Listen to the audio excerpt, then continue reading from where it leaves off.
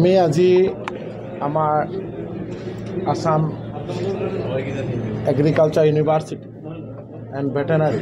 এইটো ডিভাইড হোৱাৰ পিছত যে ভেটেনাৰী আৰু ফিচাৰী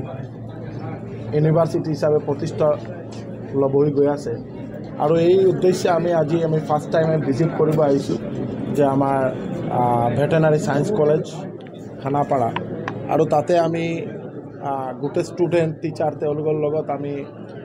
যে এটা ইণ্টাৰেকশ্যন হ'ল আৰু আমি আমাৰ এই যে সেক্টৰ এই সেক্টৰটো বা এই প্ৰতিষ্ঠানটো যাতে আগন্তুক দিনত খুব ভালকৈ আমাৰ ৰান কৰিব পাৰে আৰু মাননীয় মুখ্যমন্ত্ৰী ডক্টৰ হিমন্ত বিশ্ব শৰ্মা মহোদয়ৰ যে এই সপোন অসমত যাতে আমাৰ এটা ভেটেনাৰী এনিমেল হাজবেণ্ডাৰী ফিচাৰী এটা সেপাৰেট এটা ইউনিভাৰ্চিটি হিচাপে প্ৰতিষ্ঠা লাভ কৰে তাৰ কাৰণে মাননীয় মুখ্যমন্ত্ৰী মহোদয়ে আগ্ৰহ প্ৰকাশ কৰিছিলে আৰু যোৱা এছেম্বলিত আমাৰ এই বিলখন পাছ হৈছে আৰু ভেৰি ৰিচেণ্টলি আমাৰ ভাইচ চেঞ্চেলাৰ নিযুক্তি দিয়া হ'ব এনিমেল হাজবেণ্ডাৰী ভেটেনাৰী আৰু ফিচাৰী ইউনিভাৰ্চিটি আৰু এই কাৰণে অকলে অলপ আগ্ৰহ প্ৰকাশ কৰিছে আমাৰ বিশেষকৈ এই সেক্টৰৰ আমাৰ ছাত্ৰ ছাত্ৰী বা আমাৰ যিমান ফেকাল্টি আছে তেওঁলোকৰ লগত কথা পাতিছোঁ আৰু আজি ভিজিট কৰিছোঁ খুব ভাল লাগিছে আৰু এই সেক্টৰ যে এনিমেল হাজবেণ্ডাৰী ফিচাৰী আৰু ভেটেনাৰী ডায়েৰী এই সেক্টৰৰ আমাৰ বহুত কৰিব লগা আছে আৰু আপোনালোকে দেখিছে যে মিল্ক সেক্টৰৰ এটা হোৱাইট ৰিভলিউশ্যন আমাৰ মানে আগন্তুক দিনত হৈ আছে আৰু আমাৰ মাননীয় মুখ্যমন্ত্ৰী মহোদয়ে যে প্ৰত্যেকটা মানে আমি যাতে আমাৰ যিটো পাৰ কেপিটা মিল্ক কনজাম্পশ্যন আমি যি ডেফিচিট আছে এই ডেফিচিটখন যাতে খুব সোনকালে আমি কমপ্লিট কৰি আমি যাতে ইয়াৰ পৰা এক্সপৰ্টিং মুডত আমি কাম কৰিব পাৰোঁ তাৰ কাৰণে দুগ্ধ সেক্টৰত দুগ্ধ উৎপাদকৰ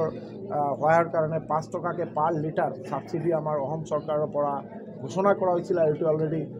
দিয়া ষ্টাৰ্ট হৈছে জুন মাসৰ পৰা ষ্টাৰ্ট হৈছে এতিয়া জুলাই আগৰ প্ৰত্যেক মাহে মাহে তেওঁলোকে পাৰ লিটাৰ 5 টকাকৈ ছাবচিডি পাব যাতে আমাৰ মিল্ক সেক্টৰৰ আমি যাতে